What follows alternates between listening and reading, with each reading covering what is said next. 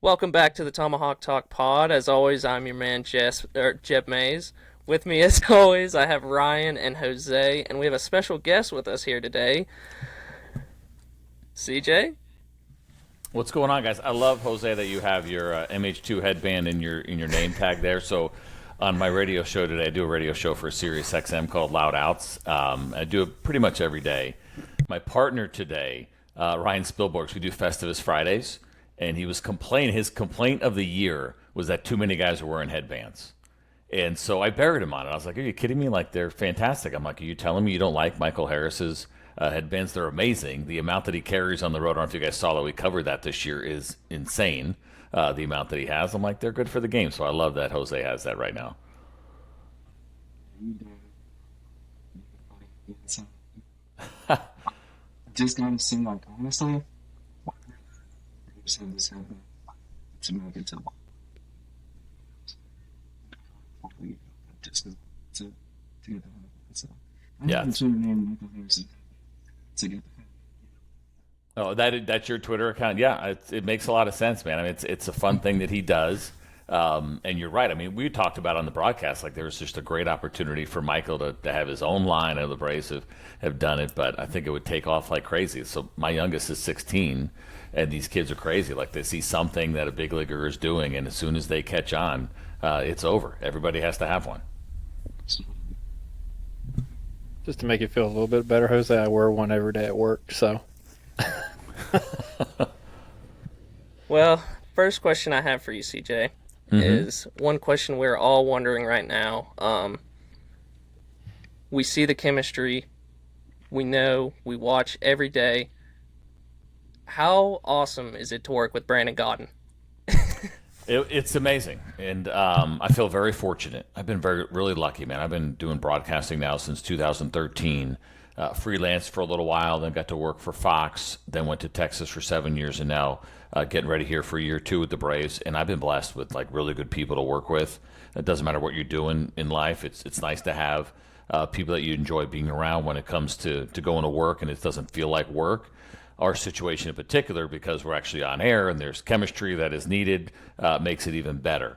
I tell people all the time, I didn't know Brandon at all. I met him once. I sent him a note when he got the job 2 years ago, congratulated him, but didn't know him. When the Braves came through Arlington, I said hello to him real quick after a game, but really very brief interaction. So when we talked a little bit prior to the season, but we went in pretty new doing that first spring training game, but I quickly realized it was going to work out well. The big thing for me, I think, when you go into a broadcast booth, when you have a new partner, which is really important, is one, there's really no ego. Everybody's on the same page. You're trying to do the best job you can and trying to keep things entertaining and want people watching the games. You also have to have a good sense of humor, which he obviously does, which is really important. And then for my partner, I always want him to know, like, have as much fun with me as you want. Like, you're not going to hurt my feelings. I poke fun of myself probably more than anybody else does anyway. And so don't be afraid. You can have a little bit of fun with me. And right away, I knew it when we were in Philly for that opening series and some of the things that he said, and not afraid to push some buttons a little bit and take some chances. And instantly, I was comfortable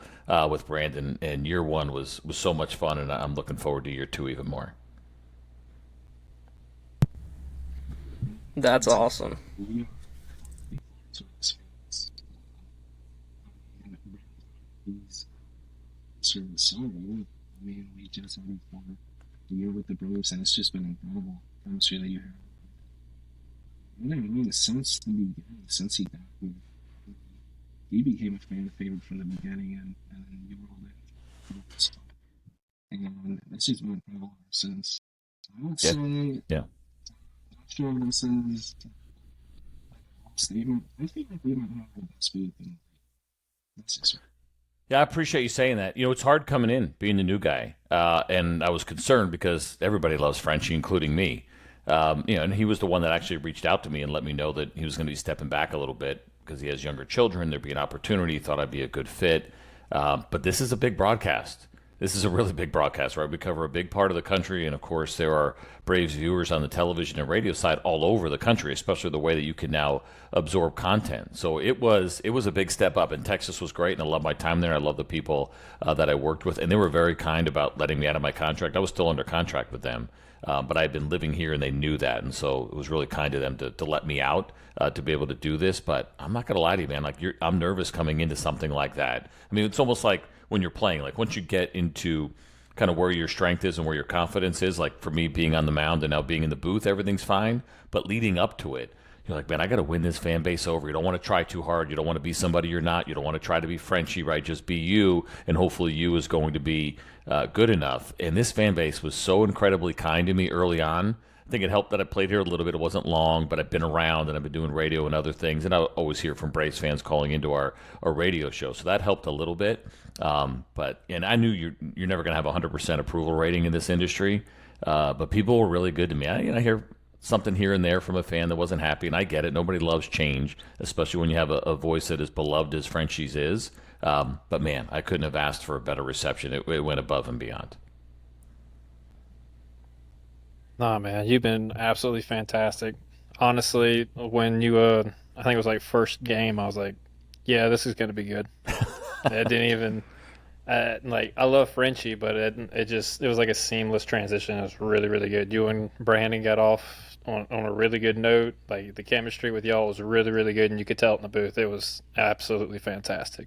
Loved watching. Like, I hate when the postseason comes around almost just because we got to listen to the TBS, Fox. I'd rather have our guys calling postseason games. Yeah, Personal opinion.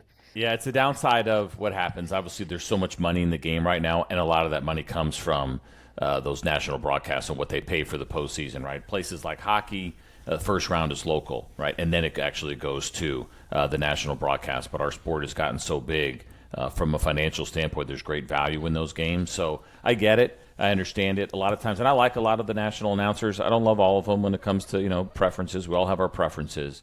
I actually like the TBS guys like Brian Anderson. I think he's amazing. Yes. He's one of the best in the business, and when he's working with Frenchie, like Frenchie crushed it this postseason. Those are really good listens.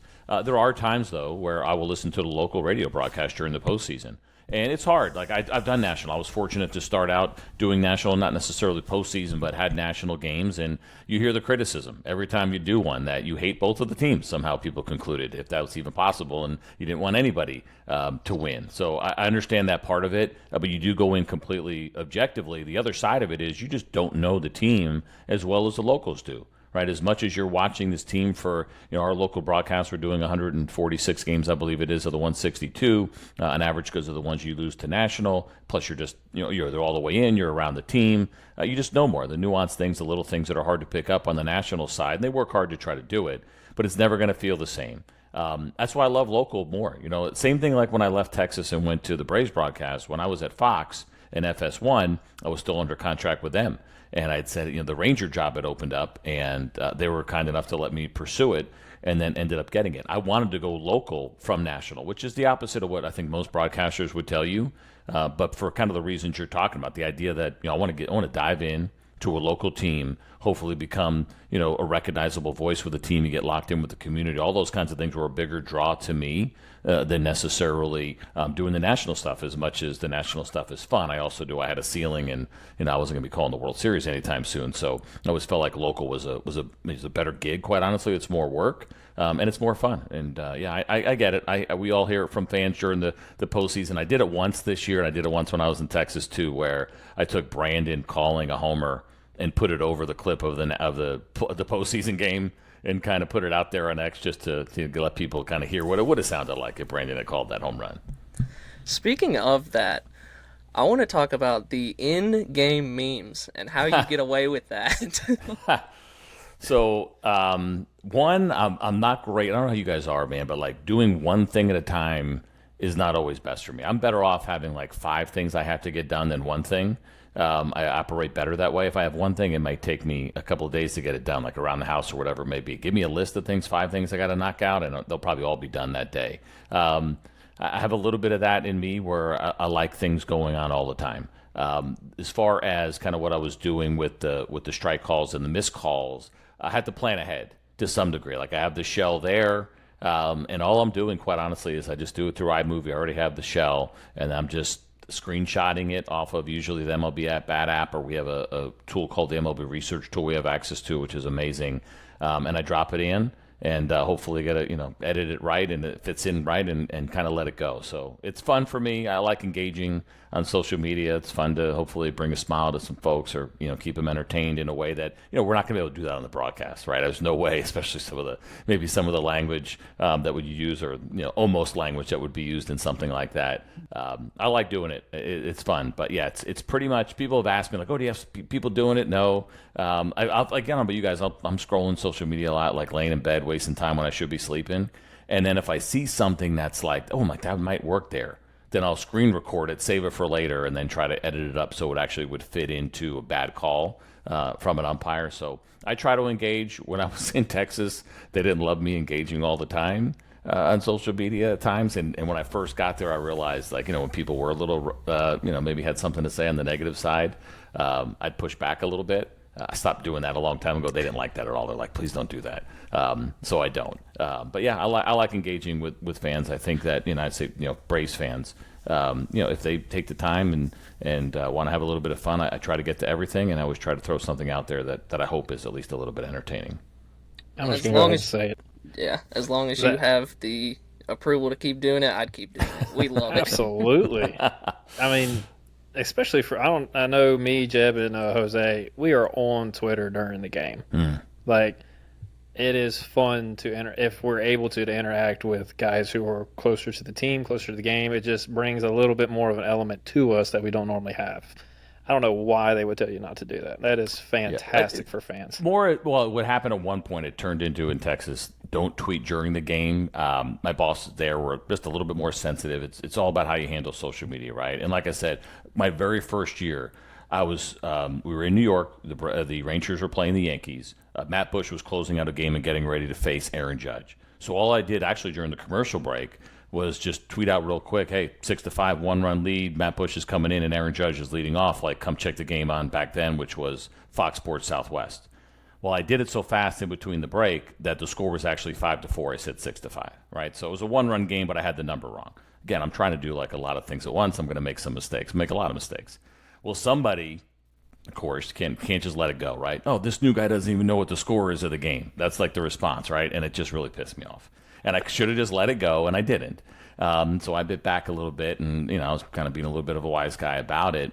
And then come to find out, it's like a 16-year-old girl. And then I got like a bunch of people like piling on me, and I was like, all right. Then the Rangers were kind of mad about it. I'm like, listen, same thing. Even though, and I don't know if she was 16 or just a younger kind of kid or whatever. I'm like, all right, I get it. Like, I would never intentionally want to do that, but I was kind of mad because I felt like I was like, hey, this is a big moment. In case you're not watching the game and you happen to see this tweet go by, you may want to tune in real quick because it's gonna be a cool moment coming up as soon as we get out of commercial break. Like, I look at it as like a fun service for our fans. Hey, come check this out just in case you're not watching. And it turned into, this guy doesn't even know the score of the game. And it just made me mad. And I shouldn't have reacted the way I did, but they asked us not to tweet during games anymore after that. Atlanta, don't do that. No. Thank you. So, speaking of mistakes and stuff like that, I know I was scrolling through Twitter, kind of trying to dig up a little bit that I can. You made one mistake to one little scrawny, switch-hitting third base, shortstop, left fielder for the Braves. Do you know who that is? Of course. It's funny. It circled back after, and I didn't know this at the time, but it circled back when I got the job of bringing up the home run that Chipper Jones hit off me in 1995, which was his rookie year, my rookie year. I didn't know until 9 years later that was the first home run that he had hit in his career right-handed. And the only reason I knew is because he thought he should tell me. I went into camp with the Braves as a non-roster invitee, kind of a long shot to make the team. That was 2004, so I was 31 years old, right, trying to hang on, keep my career going, and got this great opportunity. And Chipper comes up to me, like one of the first things he says, he's kind of like a little monotone and just serious a lot of times, and he kind of shakes my hand, introduces himself, and he goes, yeah, I hit my first right-handed home run against you. I'm like, I had no idea. I was 9 years earlier. I didn't know. I remember he hit the homer. I just didn't realize it was his first. right-handed. I was like, that's awesome. Thank you for telling me that. I appreciate it. So we have some fun with it for sure. And listen, now that the way things have gone, I wouldn't have it gone any other way. If I could go back, I struck him out later in his third at bat. It was actually a pretty bad 3-2 breaking ball that he swung at. So I have that in my book as well, knowing I struck out a Hall of Famer, and I'm okay with the fact that he hit his first right-handed home run versus me. I was just gonna say you struck him out twice, and I was gonna ask what the pitch sequence of those were. So the only reason I remember the first one is because I went back and watched it. I'll be honest with you. There are at-bats, and it's always kind of amazing, right, when guys play the game for a while, things that they can recall and can do it with unbelievable detail. And those moments definitely exist for me. But there is a lot, unfortunately, that I don't remember. A lot of the details. I was lucky enough to play for 19 years, so there's a lot of forgetting what happened over the years. But going back and watching that one, and I can't remember if I tweeted about it or said something to him about. Oh, it was in actually the little preview that what was Bally and now FanDuel did last year when I joined the broadcast team. I joked around about I can't believe he missed that pitch. Like he should be embarrassed that he swung and missed at the curveball I threw him because it wasn't a good one. But he was sitting fastball. It was obvious he was sitting fastball in the way that he swung at it and got started early and just couldn't stop himself. And what was a hanging breaking ball, and I believe it was a full count. I do not remember the second one when I struck him. It was probably at that point, I'm trying to think of, probably I would guess it would have been 98 when I was pitching for the Astros. Might have been when I faced him. Obviously, we had interleague play as well, but I had a full year in the bullpen with the Astros. That was probably the year that happened. I do remember striking out Andrew in that game. We were in Houston because I loaded the bases with nobody out and I got out of it. And one of the guys that I gotten out was striking out Andrew Jones, who also should be in the Hall of Fame. I think we all agree certainly with that one as well. And I see him now, and he's fantastic. But yeah, there's some that you remember the details, and then there's others that you do not. I had a really, really tough time with Manny Ramirez. He's an amazing hitter. I felt like I never got him out. And I went back and looked, and I walked him like a ridiculous amount of times. But there was a strikeout in there, and I almost don't believe it. I know the Internet's pretty solid on its information when I go look at Baseball Reference, but it does say that I struck Manny Ramirez out, and I couldn't tell you because I felt like that guy was on first base or running around the bases every time I faced him. Yeah, but to be fair, that was probably one of the best right-handed hitters to ever live. I would agree. All right, CJ, I got a question. Yeah. What was it like when you got to go local to watch that team win the World Series as a broadcaster? Yeah, you mean when I was with the Rangers? Mm-hmm. Yeah. So, same thing, right? We're not working, but we did actually do some pre and post, which was nice. So I did get to work a little bit during the postseason. I'm really grateful that I got to experience it. One, because, I played on a couple teams that went to the postseason but never won anything in the postseason. And so to watch this team after 6 years of losing, right? My first 6 years there for the Rangers, they were like 120-something games under 500 combined. Like there was not a good year in there. Then they started spending some money, right? They brought in Corey Seager, they brought in Marcus Semien, they brought in John Gray, they brought in Jacob deGrom, even though he didn't pitch a lot that year. They started opening up the pocketbooks in a really big way. They got this beautiful new ballpark that opened up, unfortunately, in 2020 during the COVID year.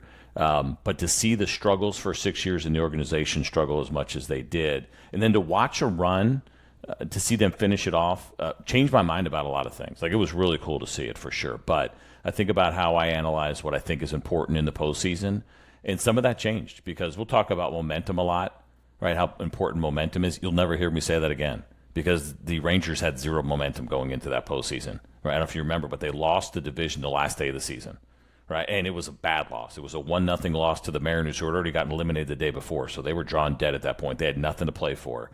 All the Rangers had to do was win, or the Astros had to lose, and they would have won the division. They would have went home. They would have had 5 days off. None of that happened. They end up getting shut out 1-0, and then now they have to fly to Tampa from Seattle to start the postseason. And I was like, these guys are done. There's no coming back from this. Like they just got to have their heads hanging. And we were not on that flight because the season was over. I actually got on a flight to Atlanta and went home, took the red eye, and my work was done, at least for the moment. So I was just watching, and all of a sudden they just get on this roll. They don't lose a game on the road, which was absurd. Then they get into that American League Championship Series, and think about a rival, whether you think it's the Mets or the Phillies now, and you're got a championship series against them, but yet they've owned you like the last 6-7 years. Like you haven't touched them. And I'm like, ugh, this is how it's going to end. They're going to lose to the Astros in the CS. That really stinks because there's certain teams, not that you want to lose to anybody, but there's some that you can tolerate. There are others, I will tell you that when I was working for the Rangers, and I know a lot of people don't like the Astros, but the Rangers fans specifically, especially, don't like the Astros, and now they're going into Game 6 on the road, down 3-2. I'm like, ugh, this is going to hurt so bad. And they come back and they win the next two. That to me felt like the World Series. It was amazing to see. And then, of course, they go on to win it. And I went to games 1 and 2. It was really cool. I got to take my kids, my two oldest, to games 1 and 2.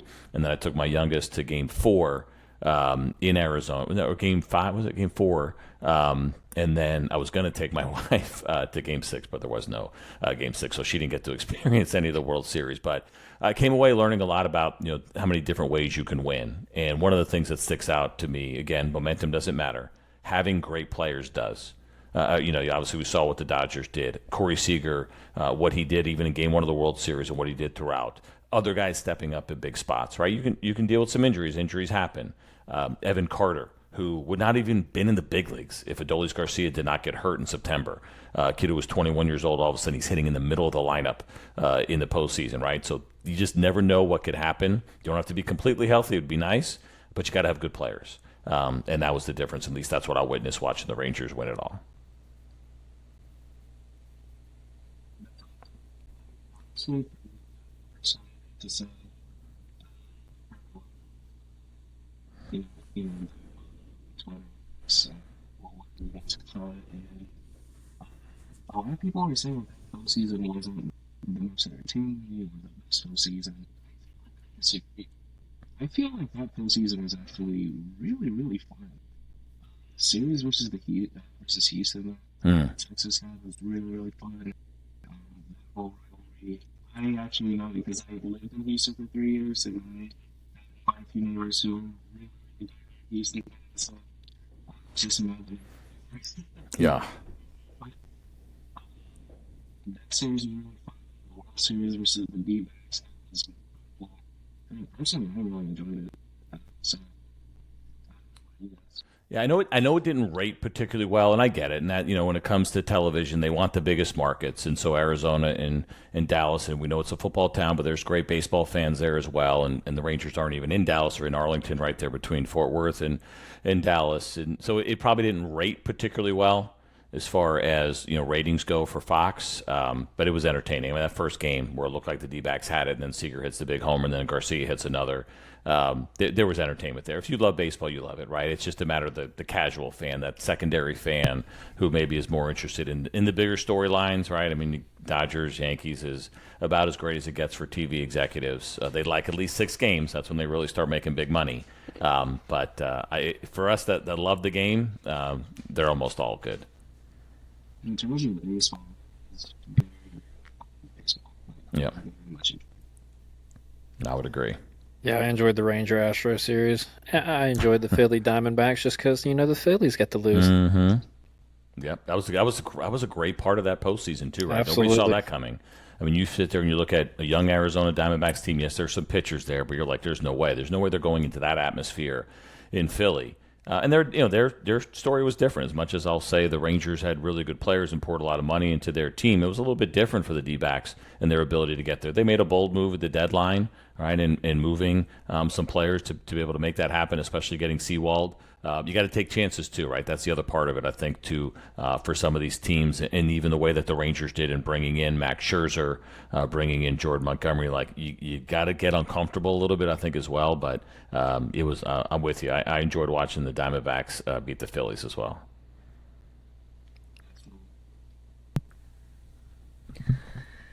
What's one of the most bizarre or just one of the most favorite things you've got to witness, from the booth, I should say? Yeah, so I was going to say there's a lot over the years. I will go back real quick. As a player, I got to see a lot of fun stuff. I was on the wrong side of a lot of it, but I sat in the bullpen with the Astros when Kerry Wood struck out 20 back in 1998. I was also I pitched in the game when Roger Clemens struck out 20. Right, we've only got 4 20 strikeout games officially. I know Randy Johnson did it, but the game went extra innings. Doesn't count. It doesn't make any sense, but. So I got to see a couple of those, of the handful in person. Got to watch Eddie Murray hit his 500th home run sitting in the bullpen in Houston. One that I didn't love at the time, but now that I've gotten older and a lot of time has passed, it's okay. But I was a Brave when Randy Johnson threw that perfect game in 2004 against us. It could not have come at a worse time, but enough time has passed. You're like, it's kind of cool to have been there. So that part's been great. As a broadcaster, Seeing some debuts is always fun. You never know where a guy's career is going to go. I got to watch Josh Bell make his debut, and it was pretty amazing. I was calling games for Fox, and he hit a big home run.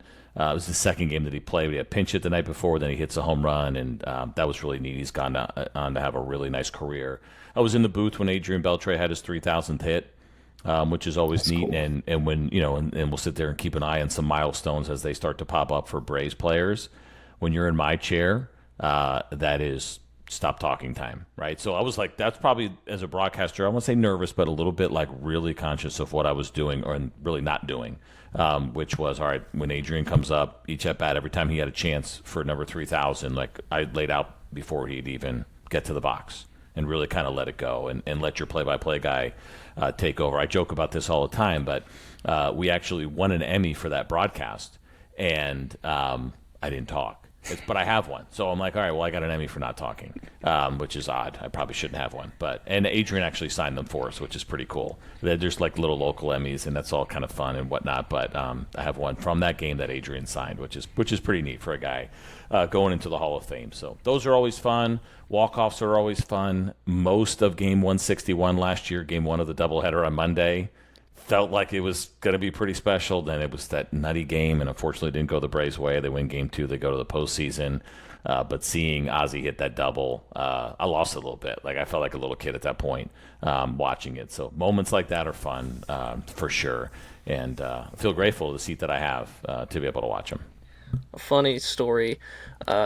So obviously the hurricane hit, and I'm here in North Carolina, so luckily, my house wasn't hit or affected, but I was working at a distribution center.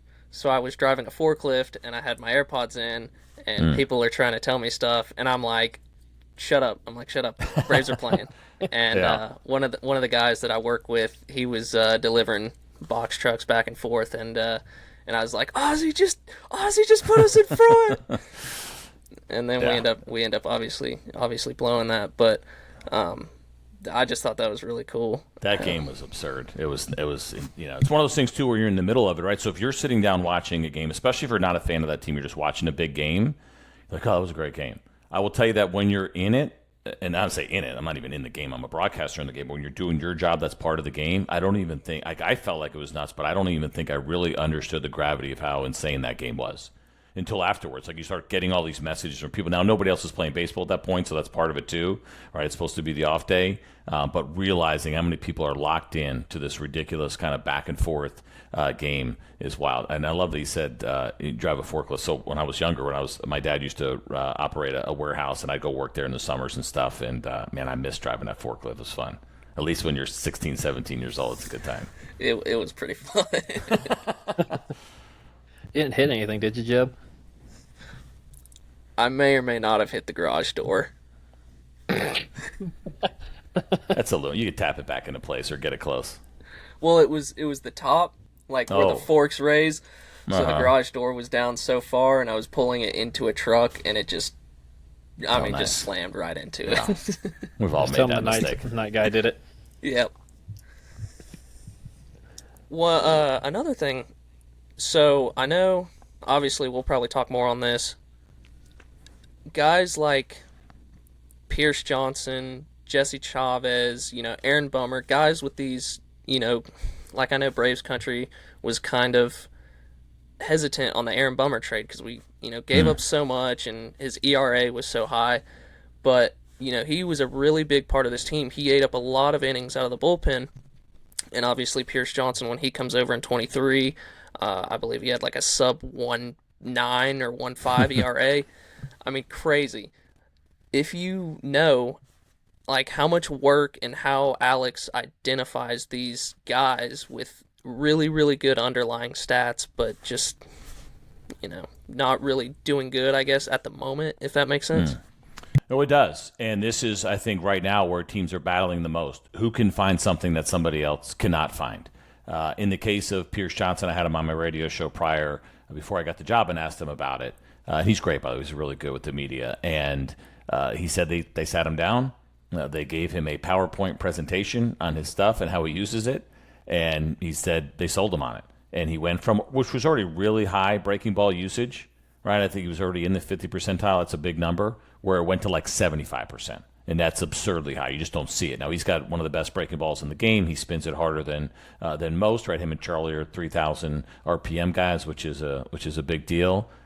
Which I was really upset with Brandon when he missed my joke and I said we should call him Mr. 3000. He had like no idea what I was talking about, and I was like, "Come on, man! I know you should know this. If anybody should know it, you should know it." He usually doesn't miss my stuff, but so they recognize that. And there's a lot of things I'm jealous about this generation as far as the access of information they have. But one of the things that's really nice is that you may have heard that phrase, "Establish your fastball."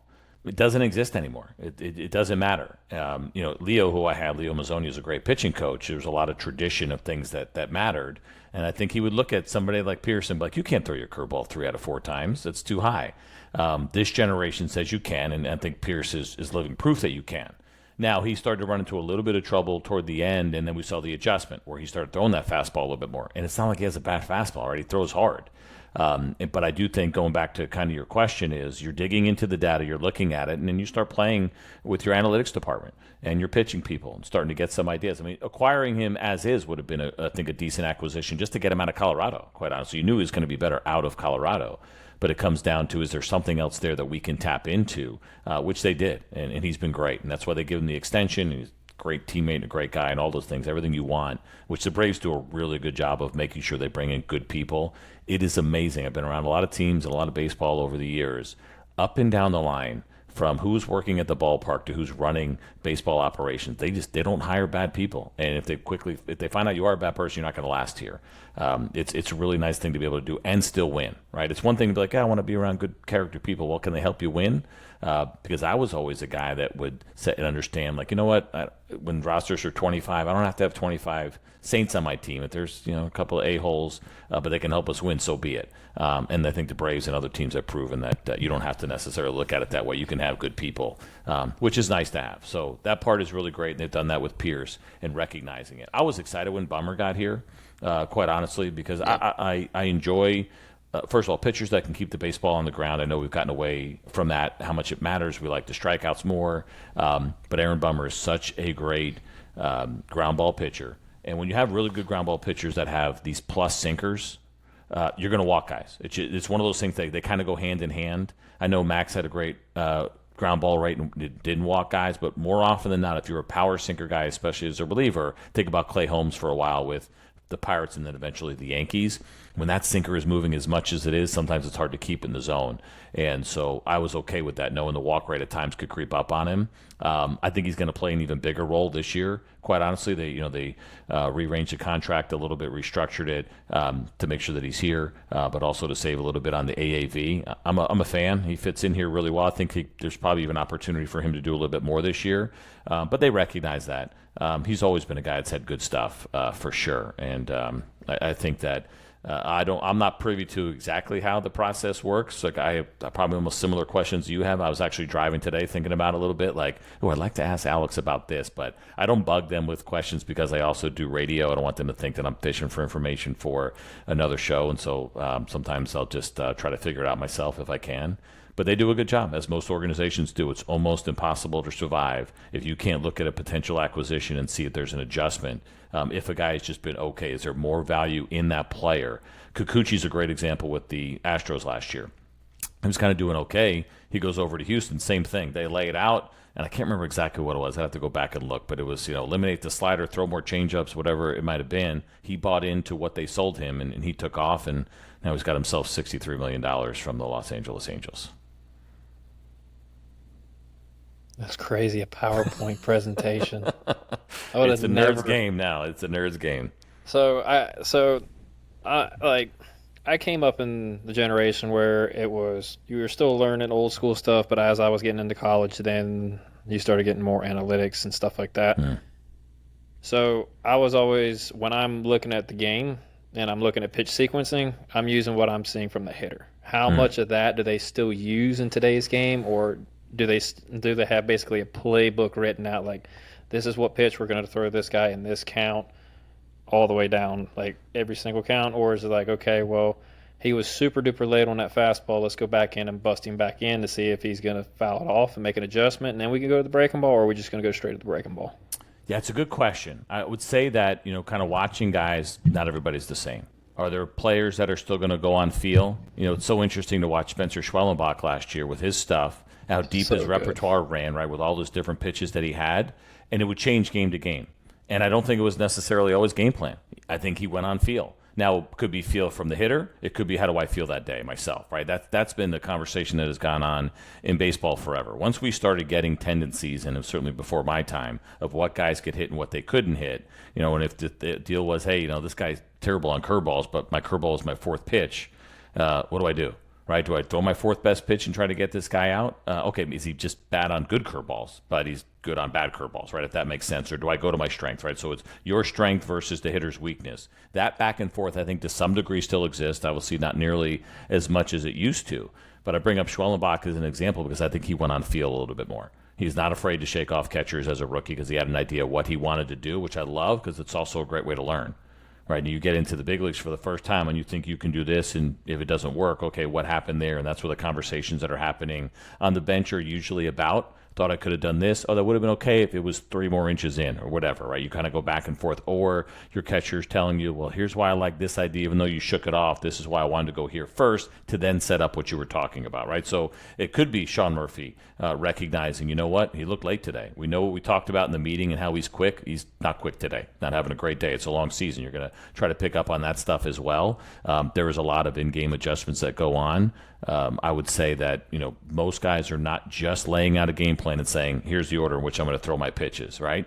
Greg Maddux, obviously one of the greatest that we've ever seen and a master at his craft, I think was a guy that made adjustments pretty easily, but then also at times would go in with a plan and absolutely throw the plan, what he had set up ahead of time before you ever stepped on the rubber. So you can do it both ways. I think both ways still exist. It is a challenge to watch it. The thing that I'm most amazed about, and I say challenge to watch it just because you're trying to figure out and play along, and nobody's going to tell you their secrets.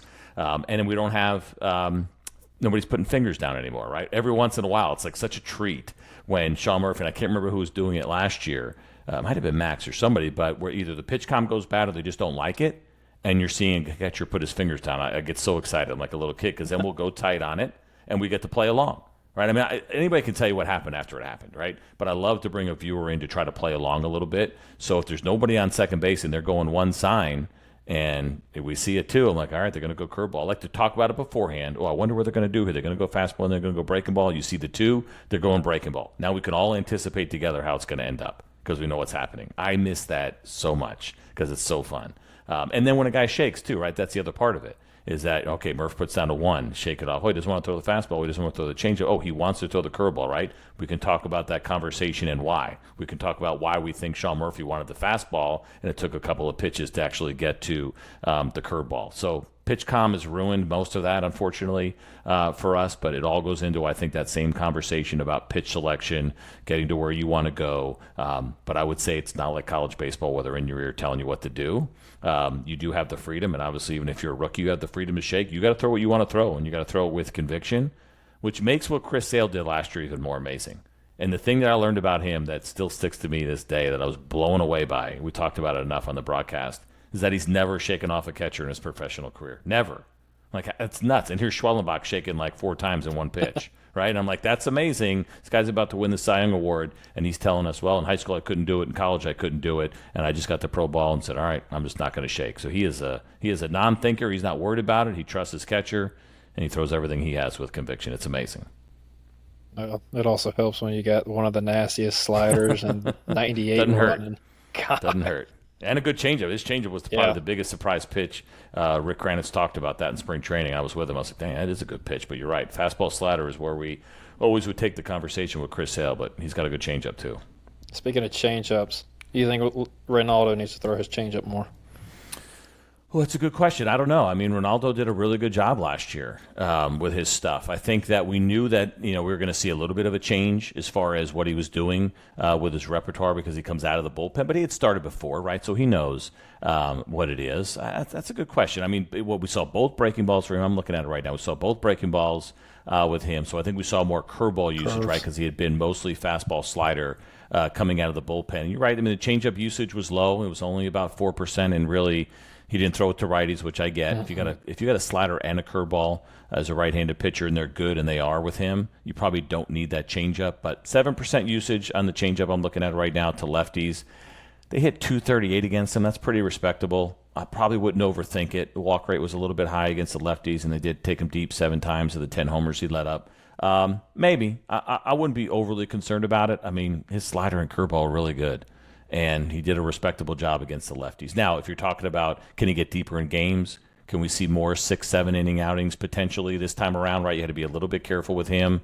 I think obviously coming out of the bullpen, if you want to see him get deeper, yeah, maybe we'll see some more changeups. But he was a great story last year. I didn't think he had any chance of making the rotation before we actually got to spring training. Like, it's nice. He wants to start. That's cool. But he's a really good reliever, so we'll just keep him as a reliever, right? And then he goes and has an unbelievable season as a starter. Yeah, I don't think any of us thought he was going to make the rotation. I mean, with the way they signed him initially, I was like, it's kind of like the Clay Holmes deal right now. It's like if you can get that as a starter and say what Ronaldo did last year, that is a steal, especially with how inflated the starting pitcher market is. Ooh, that's a great point. Yeah. But even, say he didn't do that, you still have a quality back-end guy with Jimenez, Pierce Johnson, and Rosell. But, well, obviously speaking last year, obviously Jimenez is down for the year, but theoretically that was our thoughts going into last year. Yeah, I was with you. I was there too, and again, but we've seen more and more guys do it. Seth Lugo and Nick Martinez and others, and you mentioned Holmes. Jordan Hicks did it with the San Francisco Giants this year. I think teams are actually looking now at some of these relievers and figuring out, is there any of these guys that have been successful back into the bullpen kind of stuff that we can then slide into the rotation? So let's hope it goes terribly for Clay Holmes because he's a New York Met. As much as we like him, let's hope that ends up being a disaster. I don't like to wish bad on anybody, but we know they're going to spend a lot of money, and their starting pitching is, they definitely have some question marks. So let's hope he doesn't pull a Ronaldo Lopez. And we'll see. And Jeff Hoffman apparently trying to do the same thing with the Phillies, potentially ending up in a rotation.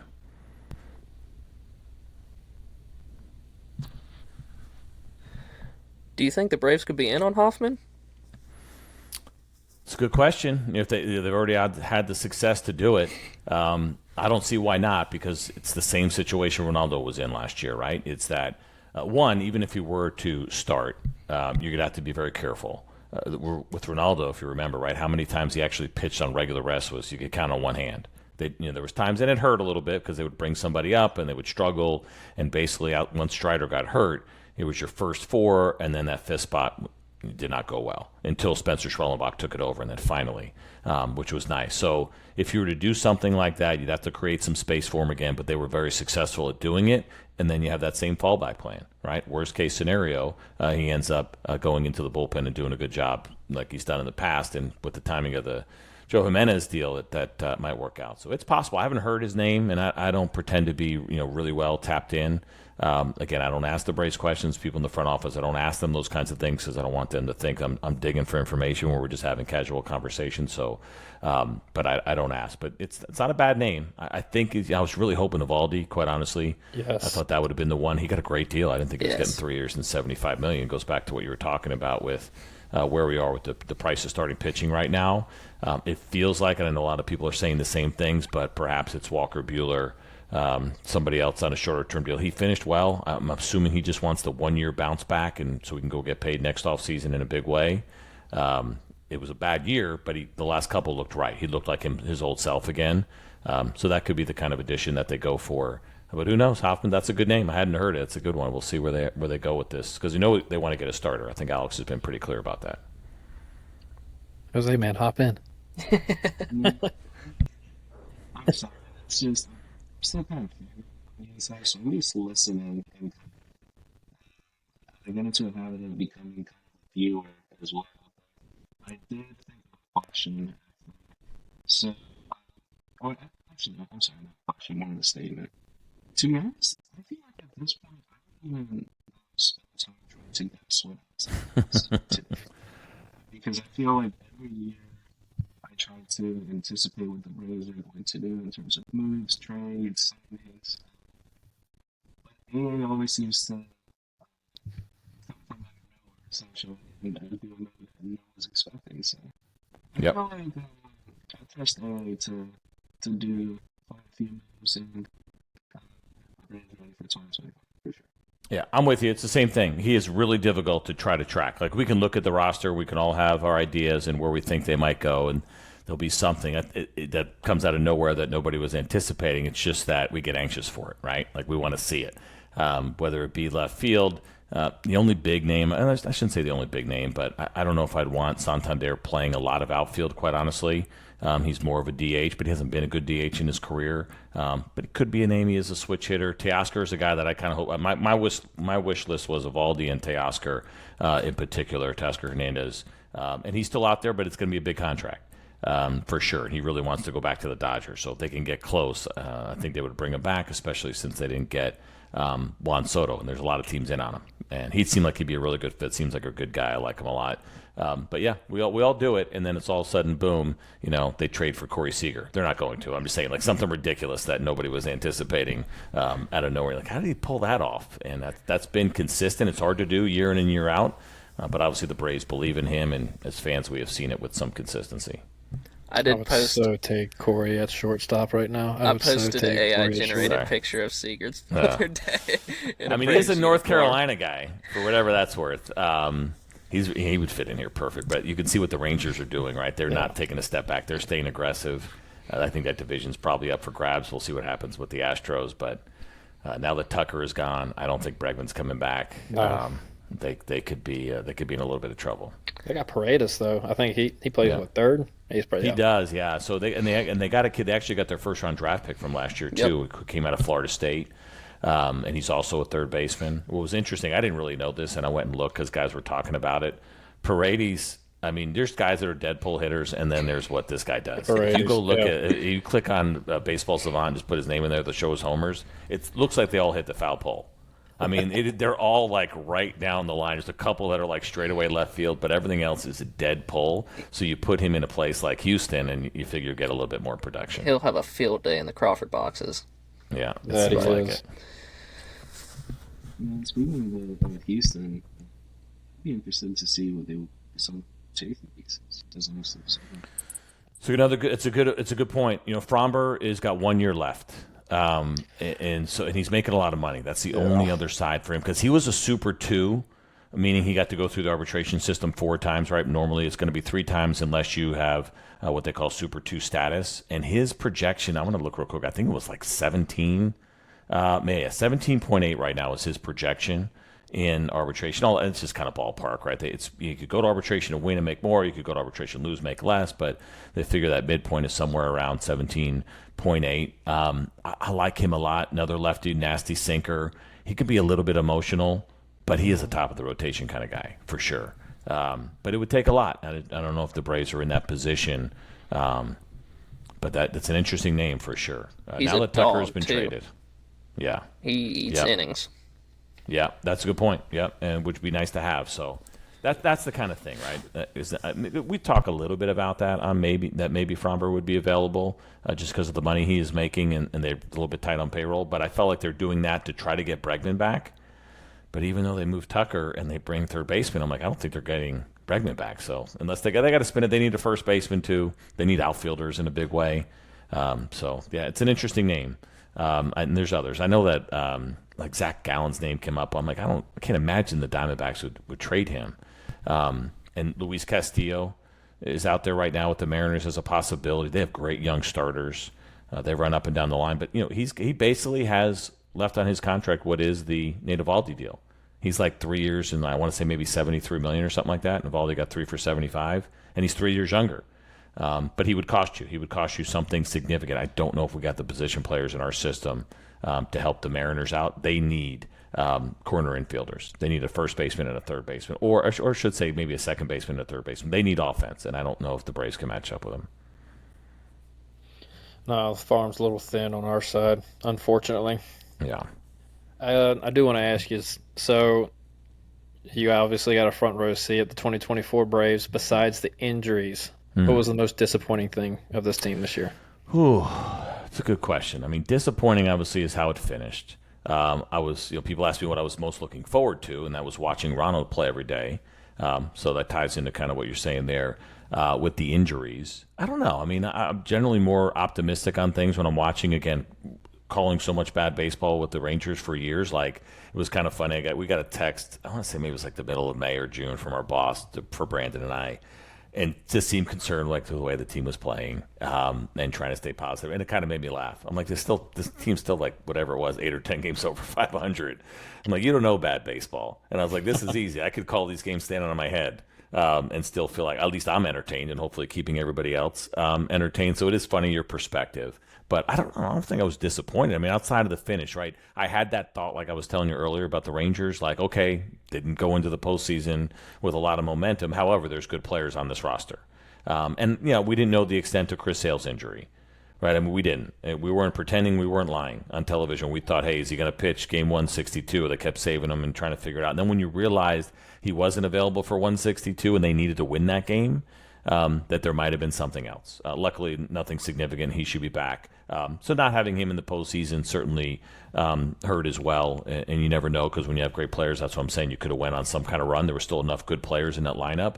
I don't know. Disappointments are hard for me. I was really hoping that Jared Kelnick was going to have a big year. He's an easy guy to pull for. Yeah. I watched him a lot in Seattle. He's got all the talent in the world. He's a good kid. We did our bold predictions before the season started. I put him down for 30 and 100 and was pulling for that in the worst way for him. And I felt bad for him. I felt bad when he started to struggle a little bit, and then it was platoon. Ramon Laureano, though, stepped in and did a really nice job. He would fit again. I understand why they DFA'd him. Alex was pretty clear about that, clearing up the money just in case something big came along. They want to have the flexibility to jump on it. But he wouldn't be bad to have back, whether he's playing every day or platooning. But as an everyday guy, and the way he finished, he looked like the guy that I remember seeing in Oakland. There was some defensive things here and there that jumped up, and in his defense, he hadn't played a lot of corner outfield. Never played, I don't think, left field. But when he played every day, he was good. But yeah, I feel bad. I don't want to say disappointed. I just was really hoping that Jared Kelnick was going to have that breakout year and he could kind of put Seattle behind him. Well, my disappointment was runners at third base with less than 2 outs, getting them in consistently. I felt like we left a lot of those guys on. I remember, I think it was like a leadoff triple, and then we strike out 3 times in a row. I was just like, you got to be kidding me. Yeah, just that type of thing. And Brandon does a pretty good job tracking that one. It's funny, you get locked into certain things that you like or areas in which you focus. I didn't focus in on that one as much, and we certainly would talk about it in game and what the approaches should be. But I also didn't feel like this team. Matt Olson went through some stretches, right? He was having a hard time getting to the fastball, but I never felt like this team was indicative of kind of what you see around the league, which are these monster hacks with 2 strikes, right? Like, Sean Murphy's an aggressive hitter. And, for a guy like him, I think to miss the first 2 months of the season, it was hard for him to get. He was trying to play catch up, and he just couldn't quite catch his groove. I think if he stays healthy, he's going to catch his groove, and we're going to see what we saw a couple of years ago. He has that kind of swing. He's probably one of the few that takes really big 2-strike swings, but guys kind of get locked into who they are, and they get concerned about changing.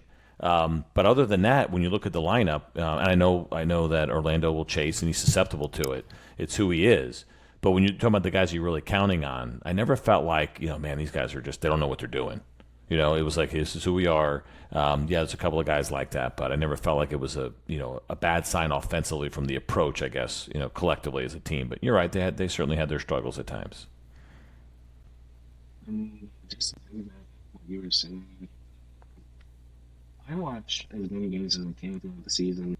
Should as close to 162 as possible, so usually go to around 150 to 160. At no point did I feel like the Braves just were not anymore. Anything better than just very unfortunate. That's just each other, and I feel like the team with the injuries. I mean, that's been well done. They were just trying to play catch up for the whole year. And as soon as they got the ball, something went and so on and so forth. So I feel like all things considered, the Bears never talked about. So. I'd agree. I think you guys, and it's always hard to tell from the outside. I like Seitz a lot. Kevin Seitz is a really great guy. He was the longest tenure hitting coach by a wide margin. But Tim Hires, I've known for decades. He and I were teammates in the mid-'90s in AAA and then the big leagues with Detroit. We were together in Texas for a little bit. He's had really good success in where he has been, with Boston, with L.A., with the Rangers as well. You got to have good players, and you got to have players that want to use you. The game has changed where it's really interesting where a lot of guys will have their personal coaches, and those are the guys they use every day. Some really good players out there that don't use the hitting coaches on their team. Meanwhile, you see teams hiring 2 or 3 different hitting coaches because the demand is so high for how much work you have to do. But he's going to be a great fit here. I think guys are going to take to him for sure. He's a Georgia guy through and through, and born and raised here. I was thrilled for him when I found out that he had gotten the job. So I'm excited for him, and I do think you'll see the impact. It's hard to say on an everyday basis because, again, you don't know who's using the hitting coach and who's not.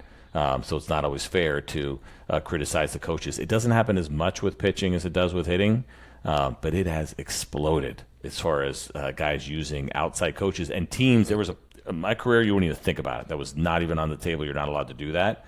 And then there was this transition period where teams didn't like it, but you couldn't stop it, and now they embrace it.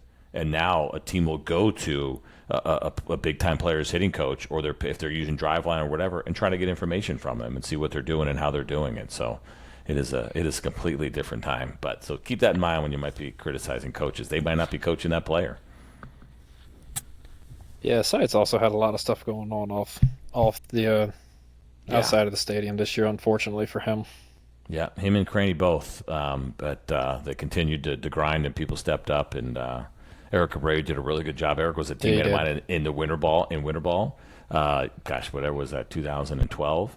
And he'd never been in the big leagues. Never been in the big leagues as a player, as a pitcher, but had a long career. This was his first chance where he's going to coach on a big league staff and be in a bullpen. And then he gets thrust into the pitching coach job for the Atlanta Braves. I mean, you talk about a first-year promotion you probably weren't anticipating that matters with a lot of pressure, but he did great. So we're going to take maybe a little break right now. We got a game we want to play with you. All right. It's called Guess That Brave. Oh, I'm going to get exposed. All right. I just told somebody the other day this is like my worst fear. I told you I had such a bad memory of my own stuff. I was actually talking to one of the broadcasters from the Oakland A's, and he was asking how it went, yada, yada. I said, good. I said, there's always this fear that my history stinks. It's not good. And my memory stinks. So, I'm all about what's happening in front of me at the moment. But all right. Well, get ready to get exposed. So Jose has it. So between me, you, and Ryan, we have to guess that Brave. Oh, okay. All right. How far back are we going? Not too far. All right. All right. Dan Ugla. Did I get it right? No. Oh, there's going to be clues? No. Yeah. So, my guy is a starting pitcher. Mm-hmm. He pitched in the big leagues for 16 years. Oh. He pitched for the Braves for 4 seasons. Oh, 1 of 16? 1 of 16. Oh, my goodness. All right. That's our starting point? Is this like 20 questions, or we just have to guess? Guess. So you can ask questions. Lefty or righty? He All Bench right. sheets. Dang. Only 1 year? That's what's going to get me. The 1 year. Bartolo. That's a good About guess. R.A. Dickey. He was here. Was he here more than 1 year, or no? No, R.A.'s a former. I was teammates with R.A. when he was a regular pitcher. And when they asked him to convert to be a knuckleballer, I remember I saw him later. We were both playing in AAA different spots. And he was like, man, he's like, you're not going to believe this. He's like, they want me to be a knuckleballer. He's like, I don't want to do it. He's like, it's embarrassing. And he goes on and wins the Cy Young Award. So you never know. A good dude, for sure. All right, 1 year with the Braves, 16 years in the big leagues. So that's fine. That's fair. That's obscure. Did he win Irvin any? Santana. Mm-hmm. Don't say Irvin 2004. Do not say 2004. All right. That was the only other 1 year I got. Did he win any awards? He did. The one year he got was he pitched all season and he was 144. Oh, Dang. holy cow! He pitched a full season, so he made like 30 starts and had that good of an ERA plus. Close to 3. Shelby Miller. No. John Thompson. Did John Thompson pitch here? Yeah, Tim he was Hudson? here No, for like not Tim Hudson. 3 years. Just kidding. I thought he was here longer than that. Man, 144? Jeez. As a Braves, so this dude dominated but had a great career. Russ Ortiz was here longer than that, right? Yeah, well, not Russ Ortiz. Well, I just got to tell you guys are all making me feel better that none of y'all know it either. Jose's tripping us up right now. Normally it's not this bad.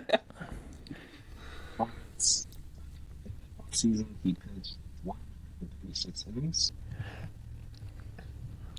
All right, so you said that was a full season, but he only pitched how many innings?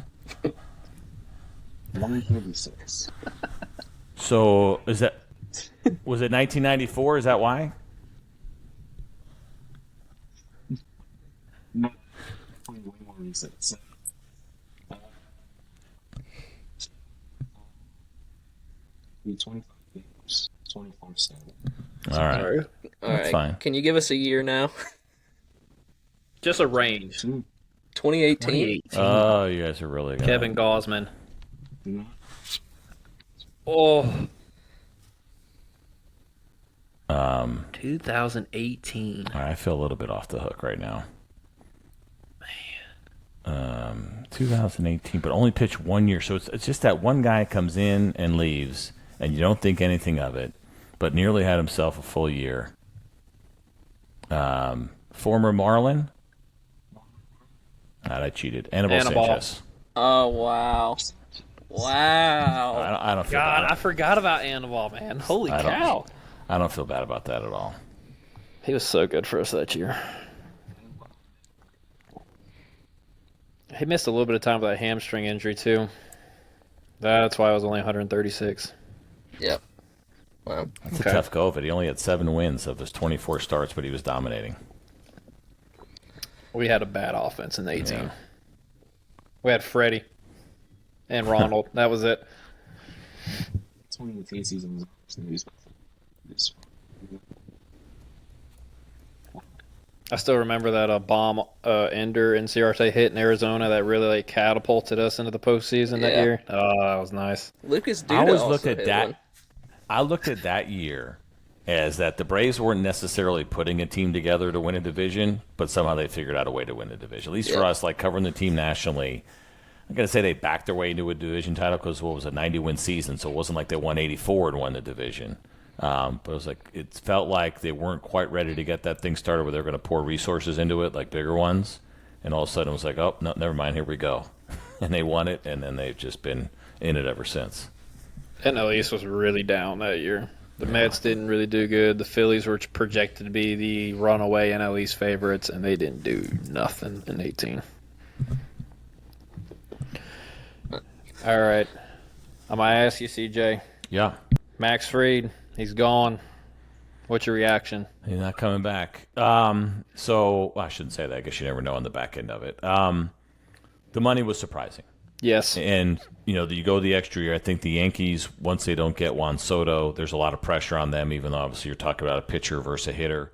I thought for sure he was headed out west. I thought San Diego before the offseason started, and then you start taking a closer look at San Diego and you're realizing they don't really have the financial flexibility that they need. That's why they're talking about Dylan Cease, Luis Ariz, Xander Bogaerts as trade candidates potentially. And they got some work to do, so that's problematic. So without even looking at it, it's like, well, would he even go to the Angels? Like he wants to be SoCal, if he does. I'm not saying he did, but if he wanted to be in Southern California so bad, they certainly would pay him. They have the money to do it. They'll be under the luxury tax. But I was surprised. I was surprised to see the extra year on there as well, but that's what it took, right? It took the extra year to be able to make it happen, probably to pull him away from wherever his next closest bidder was.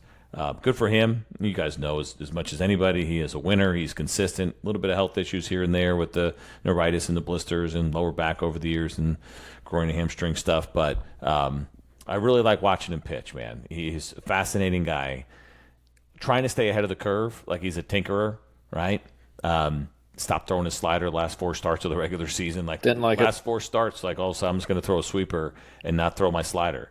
And I asked him preseason about, I'm always a little weary when you start looking at guys' repertoires and you see a sweeper sometimes. It's not always a sweeper. And so I asked him, I said, hey, sweeper this much, yada, yada. And he's like, well, you can call it what you want, but I don't throw like an intentional sweeper.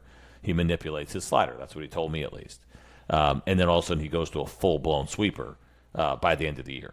Right, so he is just always kind of messing around a little bit. the way that his fastball cut more this year than any other. Right, he's not your typical lefty, and that's probably why he struggled against lefties. I'll be honest with you. You'd see the numbers against lefties, and people would be like, in a broadcast, I would not say why I really thought he was struggling with lefties, right? Because who am I to say? It's Max Fried. He's had this great career, but because the fastball cut as much as it did, the four-seamer, he would have a hard time running it into lefties. Yep. Right, so it's hard to keep him honest. Yep. So I think lefties were leaning out over him, even though he had a couple of good breaking balls and that incredible big break that you get. I just think that, as a former lefty reliever, especially back in the day when you only had to face one, you could get out of there. I started to have some success in realizing lefties hate the ball that's just born in on them. Right? You don't see it a lot. You don't see left-on-left sinkers a little bit more, but you almost have to do it to keep them honest. Now, we could throw him a four-seamer in there and try to keep it straight, and he does have some run. It just wasn't consistent. Right? I think he had to work hard to make the ball run, which is opposite of most lefties because he had such great cut, and that cut made his changeup so good against lefties or righties. So that was the one thing that I thought and say he struggled with. It was still a good year. But his ability to kind of keep lefties honest because of that great cut that he had on his fastball, I think hurt him a little bit. But I think he's going to do great. The only thing I'm concerned about, quite honestly, with him going to the Bronx, he doesn't let up home runs, so you're not too worried about short porch, any of that stuff, is the defense. He's a ground ball pitcher. And the Yankees right now have got some big question marks and some big positions in their infield. They probably need to go get a third baseman and a first baseman. And if they don't give him adequate defense, Volpe is good. I think Jazz Chisholm is probably your second baseman. He was not a good third baseman. And they got to get corner infielders, or I think that's going to show up. If you go Pete Alonso and somebody else who can slug over at third, but maybe is not a great defender, that's going to hurt Max. And I think from that standpoint, his numbers would suffer a little bit. But I think he's going to be good. Yeah, I like the point that you made about Max against lefties. The one thing I always noticed when he was pitching, it was away, away, away. And I think it was in 22, right after Freddie left, when we faced him the first time in L.A., one of the nastiest sequences he did on Freddie's, he got to lean him out over the plate, and then he busted him in with 97 sink. Yeah. I just don't know if it was a mistake pitch that game, or I know he does have a sinker, but I wish he would have used that a whole lot more this year if he was able to, because that would have really got him off the plate a little bit and made him more susceptible to breaking balls away. I would agree for sure, but I couldn't ever say that online. No, not during you can't say that games. online. I wasn't. We're doing games. I'm not going to be in the place. Listen, if you're John Smoltz and you're Tom Glavine, go for it, of course, right? But that's equity you got to build up, with everybody in my position. And I'm not a huge second guesser anyway. Everyone can do that. I'd rather be a first guesser, and hopefully you get it right. Even if for first guessing and you're wrong, like I wouldn't throw this pitch right here, I'd go this, and a guy doesn't, still gets the guy out, great, because it's a positive for the Braves, even if you're wrong.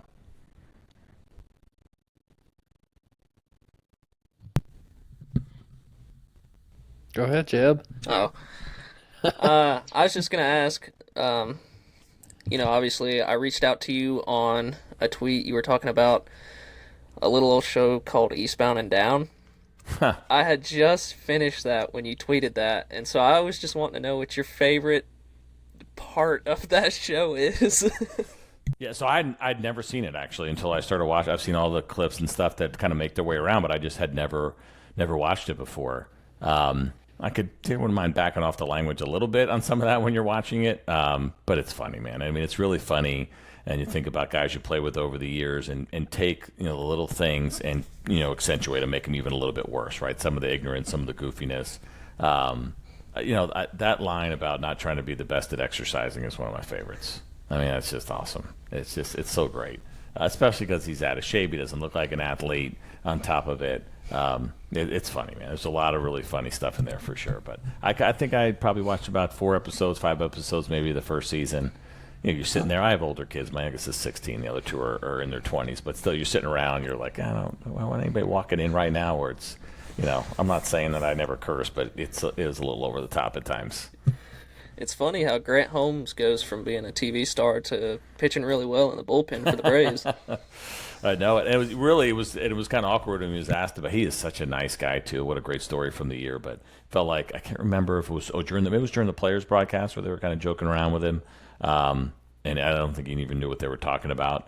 But it is fun. I love it. I mean, his hair is tremendous. It's going to be interesting to see what his role is going to be. I think if they don't get a starter, he's going to have a good shot to at least open up until Strider gets back. But man, he was really good. It's a good story. Took him a little while. It's cool that him and Schwellenbach are tight, right? Kind of two different paths to be able to get to the big leagues, but being impactful, and then to watch them both be as successful as they were. That was a great story last year for us. Yeah, Best story of the season. we're really high on Grant Holmes. Yeah. But I'm gonna ask you one more. I'll tell you real quick too. Talking to people around the league, like when I go talk to broadcast friends or players, whatever it may be, Schwellenbach's name's the one that comes up a lot. Yep. He's the one where they're like, this guy's good. This guy's a pain. This guy's tough. Like, obviously, there's other good pitchers, and Sale won the Cy Young Award. But as a new guy who was making his way around the league, he was opening up a lot of eyes. Yeah, we were really. I got to go to the Schwellenbach start in I think it was August it must have been August when the Phillies were in town for that weekend series, and we swept them. Or we took, I think it was 2 out of 3. We lost the Friday and took the Saturday Sunday game. Yep. Schwelly started on Saturday. I was at that game. It was. Yeah, but they got a good one. Yeah. I'm gonna ask you one more, and then I'll let these guys ask whatever, and we'll kind of let you get out of here, have your weekend. But what are your thoughts on the Braves being runners-up with Crochet?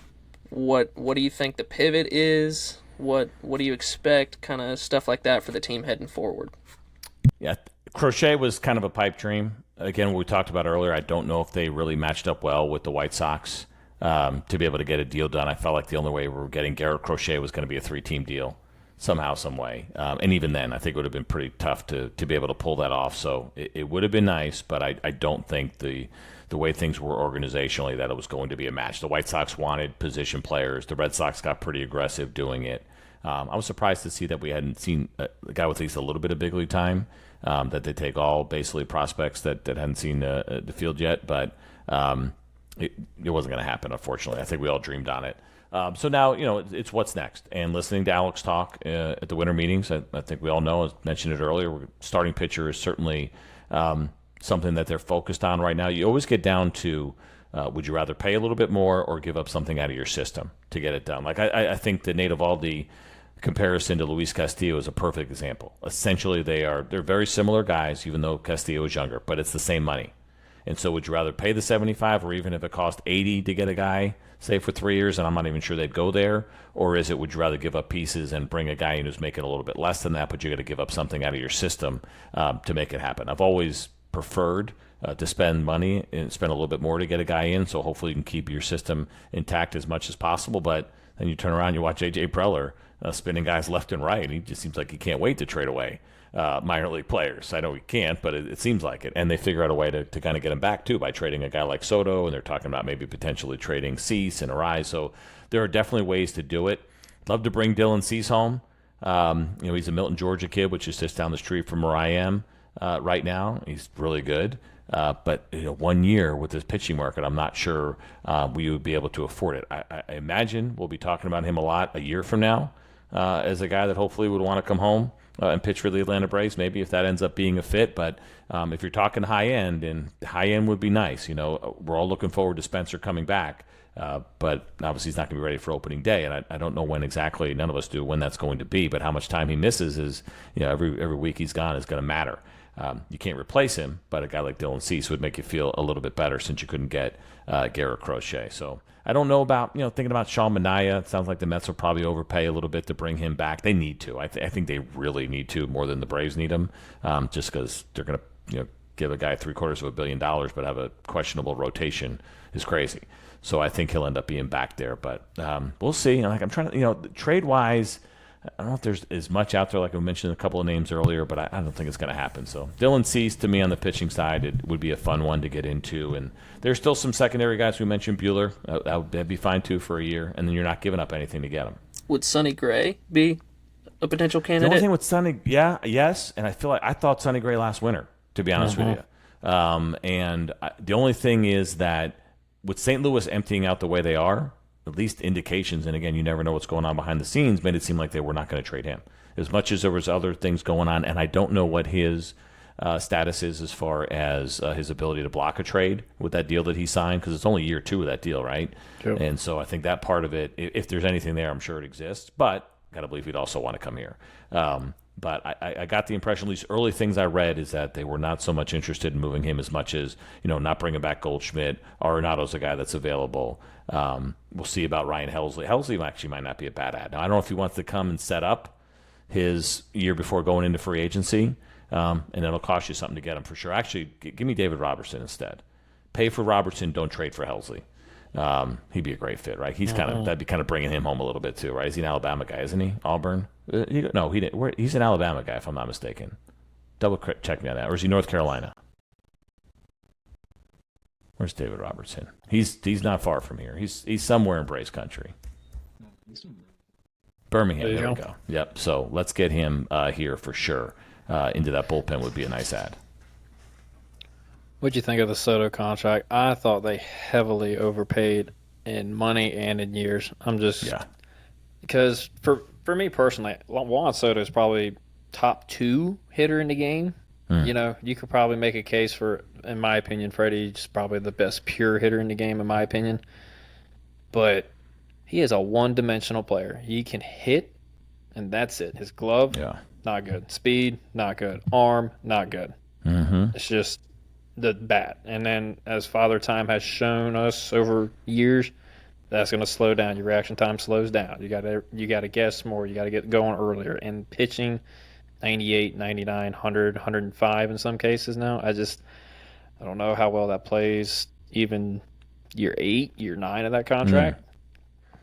Yep, it's going to be a problem. He's 26 years old. I thought he was crazy when he turned down the 440 or 450, whatever it was, from the Nationals. Obviously, he proved to be right. I'm with you.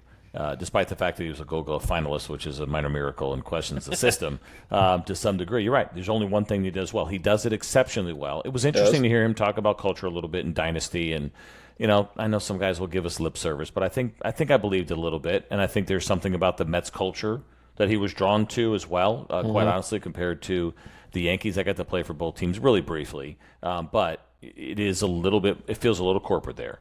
For sure with the Yankees. And I love Aaron Judge. I think he's a great guy and perfect to be named a captain there. But there is this business-like kind of deal. And, I don't know if you guys saw those stories about, his driver and his mom or somebody being asked to kind of got kicked out of a certain area that ticked him off and couldn't get a suite in his deal. That kind of stuff, little things that are, feel kind of rigid that come from the Yankees, I think, probably pushed him to the New York Mets. I hate that he's in our division for sure. He's going to be a problem. There's no getting around it, but you hope that he gives it back. He gives it back on the bases. He gives it back in defense a little bit to some degree. It's not going to even out, but there's going to be times where it's going to be problematic. Now, he'll DH down the road sometime, which makes what they do next with Alonso or somebody else, if they want to sign him long-term, which they at least have talked about still being in conversation and staying engaged with him. But he probably is going to have to slide over to DH. The money is insane. Now, Steve Cohen is worth like $15 billion. So, to give a guy 3/4 of one of those billion it's got to be even a big deal to him. But 15 years is a long time. The back end of this deal won't be pretty. We'll see. They got to add. They're far from a complete team, and there's still good teams around them. It's not as if they can just throw money and have this great team. And the Dodgers are insane right now with what they're doing and the team that they're building. We know the Braves are going to be there. The Phillies are still going to be there. Yep. It guarantees them nothing. But I'm with you. Too big of a contract, too long. I never say like, oh, somebody shouldn't make this much money in the game. If the money's there, it's either going in an owner's pocket or a player's pocket. So good for him for getting it. At the same time, I don't see the value of it. No, I don't either. You got anything, Jose? To be honest, I just wanted to say thank you again. This has been a conversation. Yeah, my pleasure, man. It's good to spend some time with you guys and talk Braves, man. I'm like, let's go already. We got this year. I found out, we usually do only about 4 spring training games on TV, but that number is going to get upped. It sounds like maybe closer to a dozen or more. Wow. This year. So those early games are, they can be a little bit tough. But I'm excited to get going and get working with Brandon again, and let's see what's going to happen too. I'm excited about that. We're all going to be talking about it on social media when that surprise deal that nobody saw coming happens here. It's just a matter of when, and maybe who knows? Box maybe, hits. How about a little Roki Sasaki possibly? Yep. To do us that favor. Oh, give me Roki. Give me Roki. Well, you saw that whole deal, right, with him saying, as agent at least, like I thought for sure it was a foregone conclusion, the Dodgers or the Padres, but he's not a big market guy, doesn't like a lot of press. I'm like, there's no easier place to play than Atlanta. I said this today, too. I'm a little concerned about both the Texas clubs because those are pretty comfortable places to play as well with not a lot of media pressure, but winning cultures, and obviously the Rangers have the newest stadium in the game. But hopefully he'll take a visit here to the ATL because that would be a beautiful gift. Someone's getting that gift. I just don't know who it's going to be. If that is what Alex has up his sleeve, Oh, Lord, a lot of people are going to have to apologize. That's for sure. God, Yeah, the AA slander for the last 2 weeks has been unbelievably stupid. I will head to the front of the line and I will apologize. I will not lie. Yes. That's all right. It all comes from passion. Yeah. That's all right. It comes from a good place. Yeah. We all want the same things. Yeah, but all right, CJ. Well, we will let you go. Thank you once again for joining us. We really appreciate it. Really. Yeah, my pleasure. Good to spend some time with you guys and meet you all. And yeah, let's get this thing started. All right. Well, don't hesitate to send any more tweets in games either. No, yeah, I guarantee you that. But until I get in trouble, it's going to happen. Absolutely. When you see me go quiet, know that someone tapped on my shoulder.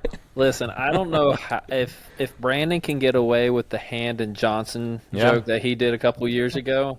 I don't know how anything you would say would get you into trouble. Because let me tell you, that ran on Twitter and still runs on Twitter to this day. It was beautiful. A good one. I think it was opening day because we played on Easter, right? Where we were joking about how Phillies fans were booing the Braves for the first 6 innings.